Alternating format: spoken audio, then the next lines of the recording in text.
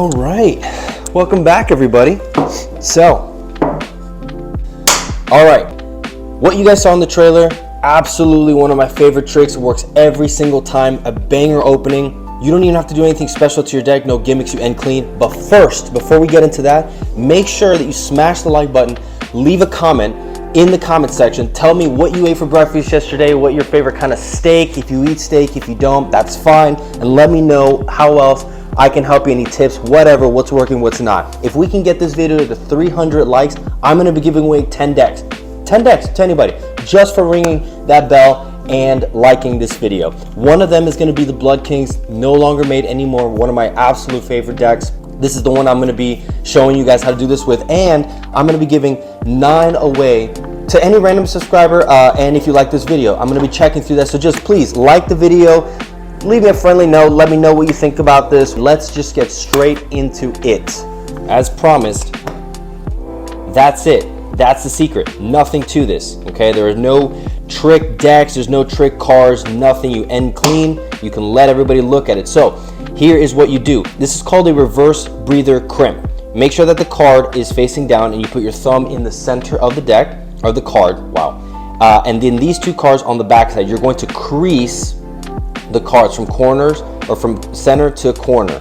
You're gonna do this both sides. You're gonna be left with this almost invisible X. This is the secret to this beauty. So you're gonna start with this on the bottom, okay? You're going to have somebody randomly select a card. It can be forced, it can be freely selected, that's the best part. In this case, we're gonna do the 4 of spades. You are going to maneuver this down to the bottom of the deck, so it's gonna sit right behind or right below the Queen of Clubs in this case. Then what you're gonna do is you're gonna cut a third of the deck. You want about 10 to 15 cards towards move towards the top. So you've got the selection and the Queen of Clubs. You're gonna bring it down and slam it down, whatever. Okay, so as long as it's sitting on top. Then what you do is when you slam the deck, make sure that it does not land flat. It doesn't really work like that. Make sure that the back right corner makes contact first, because for some reason it allows more air into that and actually separates the packet, therefore lending itself to a more dramatic reveal. Okay, so when you slam it down, make sure first contact is made with the back right corner. Slam it down, that is beautiful. And then at that point, look what happens. The air that traveled through this deck because of the spacing of this card allowed it to separate, leaving you with this card to be revealed. Now, a couple of pointers. When you get to this point where you've got the selection buried in and you throw it down, that works too, okay?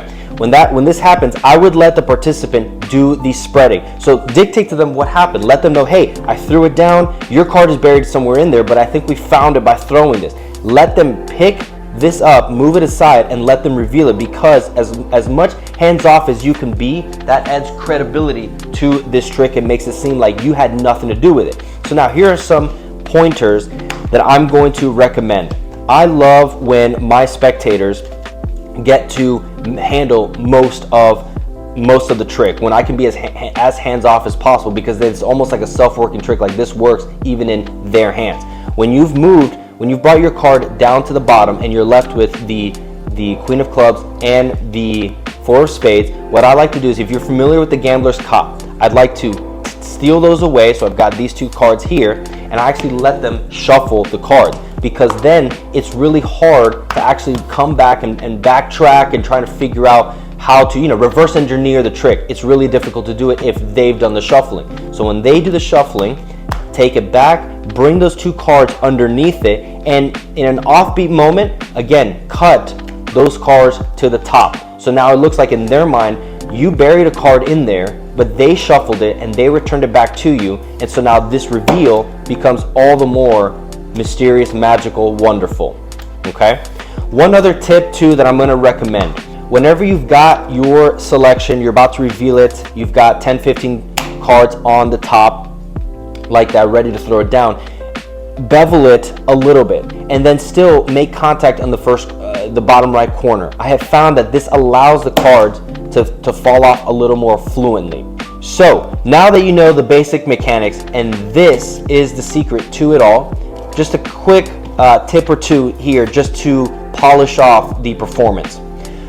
You're gonna find that it may take a couple of tries to get this down pat, even in front of a spectator. You may find that you're throwing it down, it's just not separating, it's just not giving you that appeal, that effect that you want. That's fine.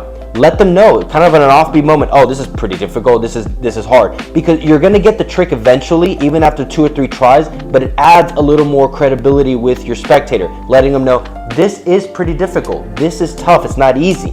So, after a couple of times, when you're able to separate it, even like this, that's fine. You never want the trick to look perfect. If it looks perfect, if it looks polished with no error, it looks fishy. You want it to look like you kind of don't know what you're doing, but you do, but you don't, but you do, and somehow you do. Anyway, so if you end up with something like this, that's fine. Dictate to them what to do next. Look, this packet has kind of slowly moved away. Have them push it aside. Look at it, I promise you, it's still, well, that's the wrong card, but you get the point. It's still going to have the same impact, in fact, even more of an impact. So that was the deck throwdown, deck slam, deck throwdown slam. I'm not sure. Use it, enjoy it. Let me know what you guys think in the comment section. If something's working out, if maybe you thought of a better way to use this, great. If this doesn't work out, please let me know as well. I'd love to know. Don't forget to like this video. I will be giving one of these away to anyone who subscribes and likes this video. So make sure you're subscribed, like this video, leave information in your bio as far as an email address so that I can know how to contact you, because if you like it, great. If I can't give it to you, then it doesn't really help. So give me something in your bio, leave some information there so I can contact you, get some shipping information, send this your way. I'm also going to send 9. Let's reverse that. 9 of these to random people that like it. So if we can get this video to 300 likes, you are gonna get a free deck.